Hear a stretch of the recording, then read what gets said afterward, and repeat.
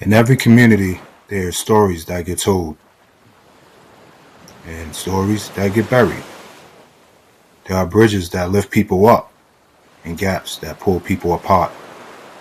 Some truths aren't loud, they whisper in the places between us, in the silence, in the places where equity breaks. But every bridge has a guardian, every legacy has a keeper. My name is Hakim Coggins. I am the Bridgekeeper.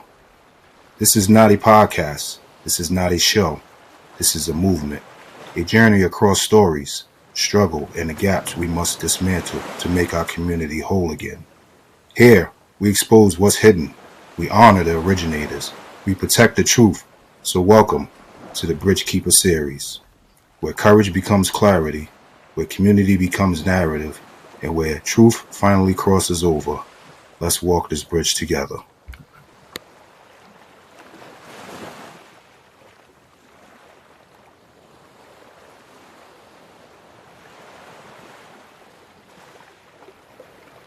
There's a version of these conversations people are comfortable having. Professional version, polite version, the version where tone matters more than truth. I've been in rooms where I was told to be more collaborative, more measured, more strategic. I was told my message was valid, just not how I delivered it. That's usually where the conversations end. And on the surface, that sounds reasonable. But over time, I noticed something else. The people asking for calm weren't asking for clarity. They were asking for quiet.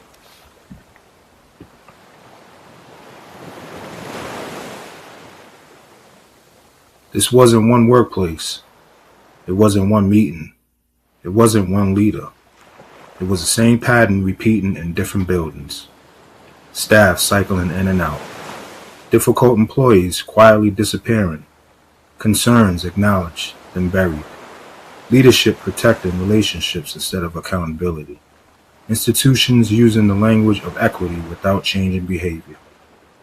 When the same outcomes keep happening, it's not a personality issue. It's not a communication problem. It's a system doing exactly what it was designed to do.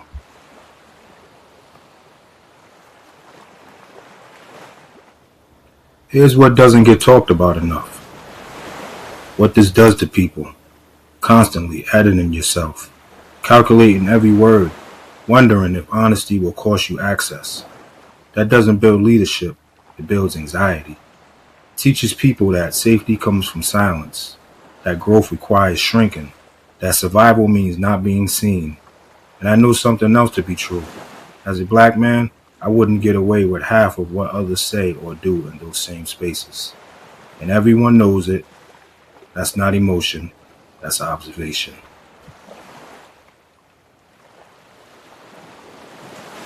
Racism today doesn't always announce itself.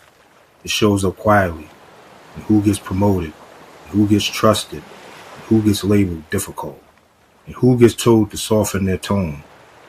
Black people may be present in the workplace, but absent in leadership. Representation at entry levels, scarcity at decision-making levels. That's not coincidence, that's design.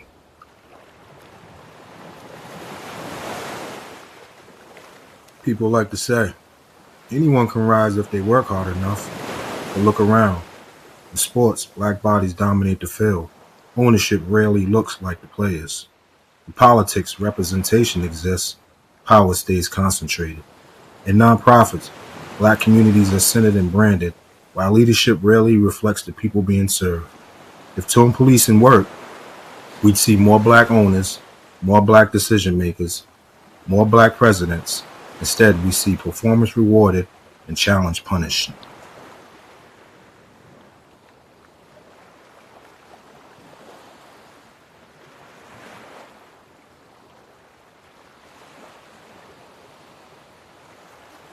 Let's stop pretending this is complicated.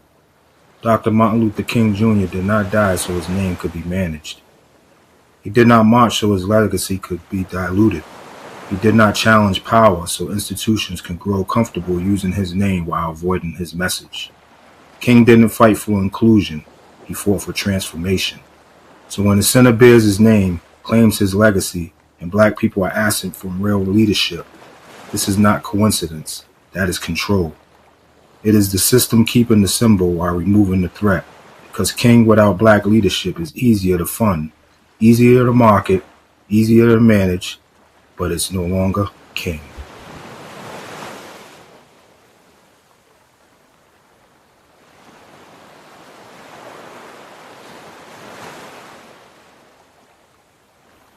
Tone policing isn't about professionalism, it's about control. It decides which emotions are acceptable and which truths are allowed to exist. When someone says, I agree with what you're saying, but not how you're saying it, what they're really saying is, I'm uncomfortable and I need you to adjust. But if my lived experience only becomes valid once it sounds comfortable to power, then it was never the truth. It was performance. And here's another truth people avoid. Institutions can grow without communities growing at all. They can receive more funding, expand their budgets, improve optics and branding, and still leave the community exactly where it was. Fragmented, underrepresented, unheard, growth on paper is not the same as growth on the ground.